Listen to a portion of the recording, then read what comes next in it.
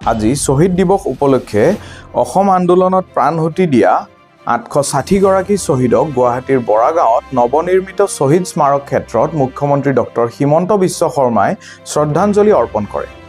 শ্বহীদ দিৱসৰ গুৱাহাটীৰ কেন্দ্ৰীয় অনুষ্ঠানৰ সমান্তৰালকৈ অসমৰ বিভিন্ন প্ৰান্তৰ লগতে নলবাৰী জিলাতো অমৰ শ্বহীদসকলক জনোৱা হয় শ্ৰদ্ধাঞ্জলি।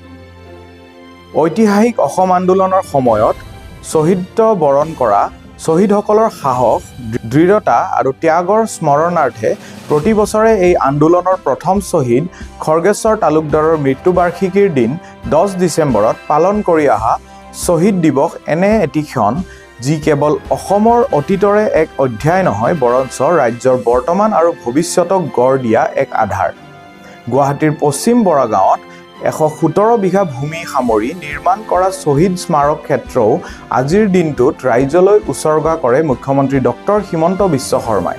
শ্বহীদসকলৰ প্ৰতি শ্ৰদ্ধাঞ্জলিৰ চিন স্বৰূপে নিৰ্মাণ কৰা স্মৃতি সৌধ শ্বহীদ স্মাৰক ক্ষেত্ৰখনি জাতিৰ মাটি, জাতিৰ পৰিচয় আৰু জাতিৰ ভৱিষ্যতৰ সুৰক্ষাৰ বাবে 860 গৰাকী শ্বহীদে দিয়া সৰ্বোচ্চ মূল্যৰ মহান প্ৰতীক ৰূপে থিয় হৈ থকাৰ আশা পোষণ কৰা হয়। অসম আন্দোলনৰ শ্বহীদসকলৰ প্ৰতি মুখ্যমন্ত্ৰী ডক্টৰ হিমন্ত বিশ্ব শৰ্মা নেতৃত্বাধীন বিজেপি চৰকাৰৰ দায়বদ্ধতাক আগুৱাই নি অসম চৰকাৰৰ জনস্বাস্থ্য কাৰিকৰী বিভাগৰ মন্ত্ৰী তথা নলবাৰীৰ বিধায়ক জয়ন্ত মল্ল বৰুৱাই আজি গৰ্ডন ফিল্ডত আয়োজিত শ্বহীদ দিৱসত উপস্থিত থকাৰ লগতে শ্বহীদৰ পৰিয়ালক সাক্ষাৎ কৰি কৃতজ্ঞতা জ্ঞাপন কৰে। মন্ত্ৰীগৰাকীয়ে এই দিৱস উপলক্ষে সন্ধিয়া ৰাইজক পদূলি মুখত একোগছিকৈ বন্তি প্ৰজ্বলনেৰে শ্বহীদসকলৰ প্ৰতি শ্ৰদ্ধা জ্ঞাপন বাবেও আহ্বান জনায়।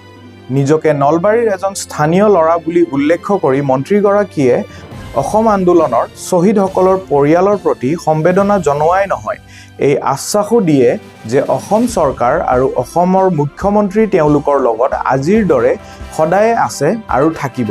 মন্ত্ৰীগৰাকীয়ে কয়, শ্বহীদৰ ত্যাগ কেতিয়াও ম্লান নহয়, শ্বহীদৰ পৰিচয় কেতিয়াও বিস্মৃত হ'ব নোৱাৰে। কাৰণ অসমৰ কাহিনী কেৱল বিজয়েৰে নহয়, ত্যাগৰ দ্বাৰাও লিখা হৈছে।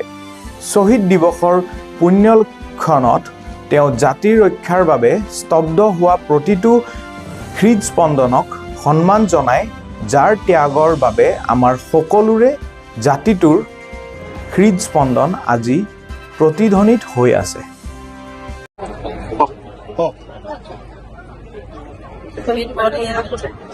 অনেক ধন্যবাদ থাকি শ্ৰদ্ধাঞ্জলি আমি জনালো ভাল লাগিল। ছাৰে কৰাৰ কাৰণে জ্বৰটো ছাৰে কৰাৰ কাৰণে ভাল লাগিল। এইটো যে তেওঁলোকে জাক জমক কৰি ৰাখিছে, অশেষ অশেষ ধন্যবাদ। এই অসম আন্দোলনত শ্বহীদ বহুত হৈছে, বহুত কষ্ট কৰিছে। আমিও নিজে আন্দোলনত গৈছিলো, আমিও নিজে পাইছো।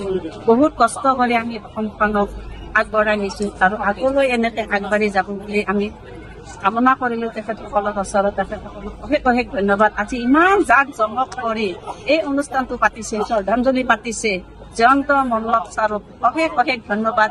তেখেতলোকে লগে উন্নতি আগবাঢ়ি যাওক আৰু এনেকে শ্বহীদ পৰিয়ালসকলক সুৰক্ষা দিয়ক, নিজৰ তেওঁসকলক ৰক্ষা দিয়ক।